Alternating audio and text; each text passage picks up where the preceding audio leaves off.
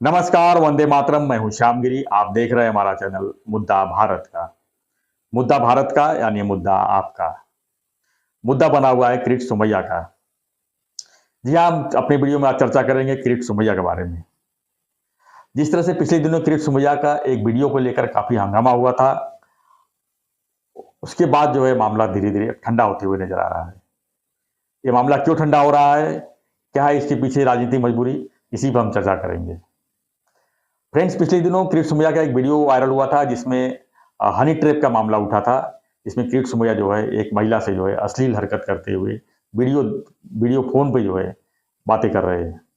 उसको लेकर जो है विपक्ष की तरफ से काफी हंगामा किया गया था। खासकर अनिल परब ने जो है इस पर आरोप लगाया था कि किरीट सोमैया का जो वीडियो काफी अश्लील है और इसमें और भी कई वीडियो यानी दर्जनों वीडियो हमारे पास है और इनके ऊपर बड़ी कार्रवाई होनी चाहिए।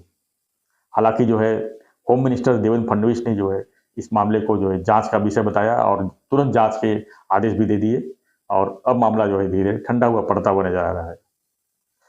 तो किरीट सोमैया का मामला ये ठंडा क्यों पड़ते हुए जा रहा है, क्या भाजपा की कोई मजबूरी है इसके पीछे या राजनीतिक मजबूरी है, इसी पर हम चर्चा करेंगे। तो यहाँ पर मैं बता दूं कि किरीट सोमैया को भाजपा जो है एक हथियार की तरह इस्तेमाल कर रही पिछले 10 सालों से। जी हाँ, पिछले 10 साल से भारतीय जनता पार्टी किरीट सोमैया को पूरी तरह से हथियार बनाकर इस्तेमाल कर रही है विपक्ष के खिलाफ। किरीट सोमैया का जो बैकग्राउंड थोड़ा सा हम जब पहले जान लेते हैं। किरीट सोमैया जो है 1975 में जब जयप्रकाश नारायण की आंदोलन शुरू हुई तो उसमें एक हिस्सेदार थे, उसमें आंदोलन में भाग लिए थे।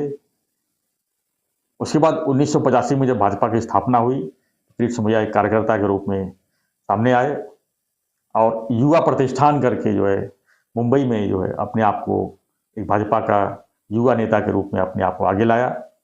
और किरीट सोमैया का ऐसा माना जाता है कि मुंबई में जो गुजराती समाज है उसमें काफी पकड़ है। किरीट सोमैया 95 में एमएलए बने, 99 में सांसद बने। हालांकि 2004 और 2009 में जो है उन्हें हार का सामना करना पड़ा, लेकिन 2014 में जो है मोदी लहर में उन्होंने कमबैक किया, वापसी किया और फिर से सांसद बन गए।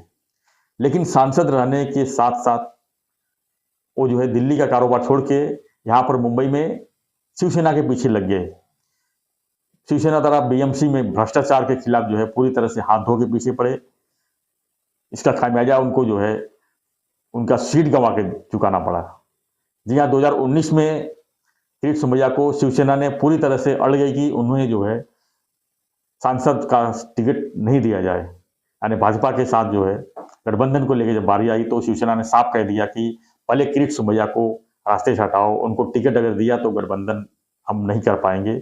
और भाजपा ने मजबूरी बस जो है किरीट सोमैया का पत्ता वहां से काट दिया और मनोज कोटक को जो है वहां पर देवेंद्र फडणवीस ने अपने नेतृत्व में मनोज कोटक को सामने लाया और उनको जो है किरीट सोमैया ने पूरी तरह से ताकत के साथ जो है बीजेपी को ये सीट जो है जितवा के दी।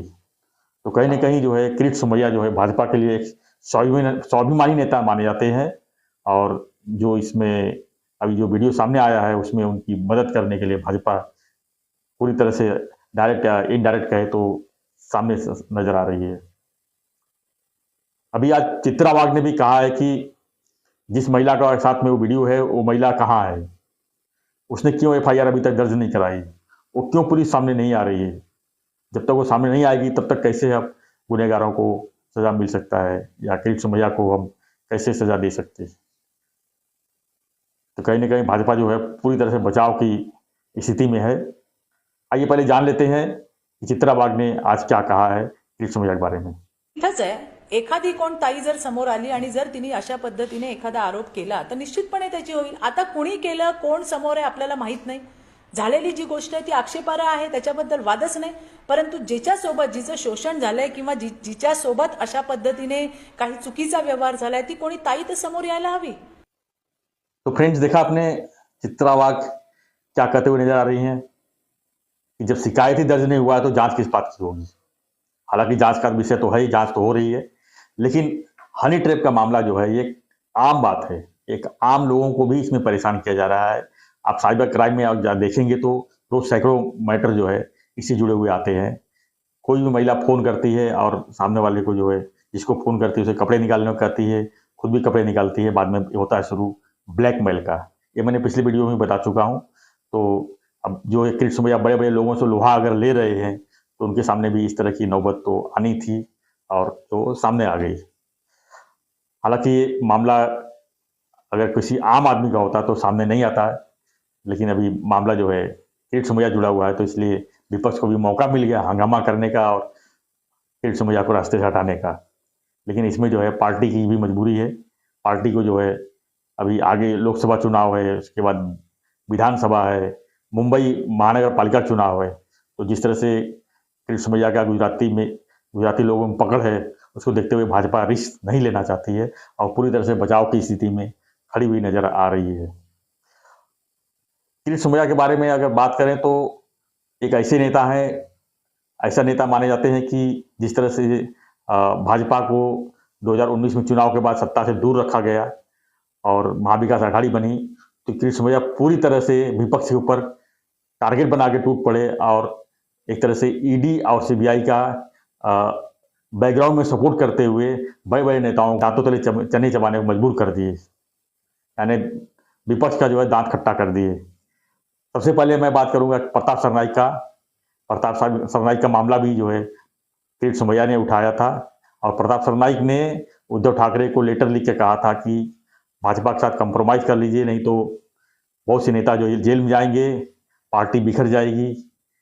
हालांकि उनका कोई सुना नहीं, लेकिन बाद में जो है शिवसेना जो है टूट गई एकदम। और आपने देखा 1 साल पहले किस तरह सत्तांतर हुआ, भाजपा को कितना बड़ा फायदा हुआ कि भाजपा सत्ता में आ गई फिर से। देखा है तो बैकग्राउंड में कृष्ण भैया ही लगे पड़े थे, एक लोगों का भ्रष्टाचार का मामला उठाना, इलीगल काम में उनके निकालना। जिस तरह से अलीबाग में जो बंगलों का मामला था, जिसमें अनिल परब का डायरेक्ट नाम इन्वॉल्व था और उद्धव जी की पत्नी रश्मिताई भी उसमें नाम भी इन्वॉल्व था। ये सब सामने आने के बाद जो है काफ़ी सपोर्ट मिला बीजेपी को कृष्ण भैया से। जहाँ तक एनसीपी के सवाल है, तो एनसीपी में भी जो है चाहे अजित पवार हो, हसन मुशर्रफ हो, छगन भुजबल हो, नवाब मलिक हो, सबको जो है मुश्किल में लाने का काम ईडी ने जिस तरह से किया है, लेकिन बैकग्राउंड में कहीं ना कहीं कृष्ण भैया का ही नाम माना जाता है। तो जिस तरह से कृष्ण भैया जो है काम कर रहे हैं, उसमें जो है भारतीय जनता पार्टी को काफ़ी फायदा है, क्योंकि बीजेपी को अभी लोकसभा चुनाव में सबसे बड़ा टारगेट है महाराष्ट्र से, जिसमें 48 में से उनको 45 सीट जीतना है। तो इस तरह से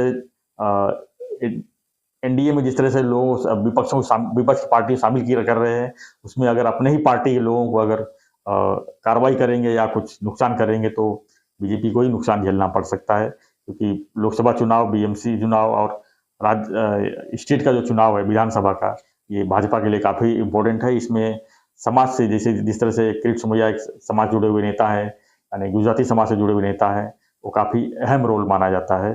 तो कुल मिला के यही कारण है कि भाजपा के सामने कि कृष्ण भैया को बचाने के अलावा और कोई चारा नहीं है। और जहाँ तक कार्रवाई की बात है, तो आपने देखा कि चित्रताई वाघ ने साफ साफ कहा कि जब तक फिरियादी सामने नहीं आ रहा है तो जांच किस बात की जाएगी। तो आज का हमारा विषय यही था, कृष्ण भैया का मामला ठंडा क्यों पड़ गया, क्या इसके पीछे राजनीतिक मजबूरी है या कुछ और है। तो आपको क्या लगता है कृष्ण भैया के बारे में, हमें कमेंट बॉक्स जरूर लिखिए। आप अगर हमारा वीडियो जो है डायरेक्ट लिंक के थ्रू देख रहे हैं या पहली बार देख रहे हैं, तो सब्सक्राइब कीजिए, लाइक कीजिए, शेयर कीजिए, बने रहिए हमारे साथ, देखते रहिए हमारा चैनल मुद्दा भारत का। धन्यवाद, जय हिंद।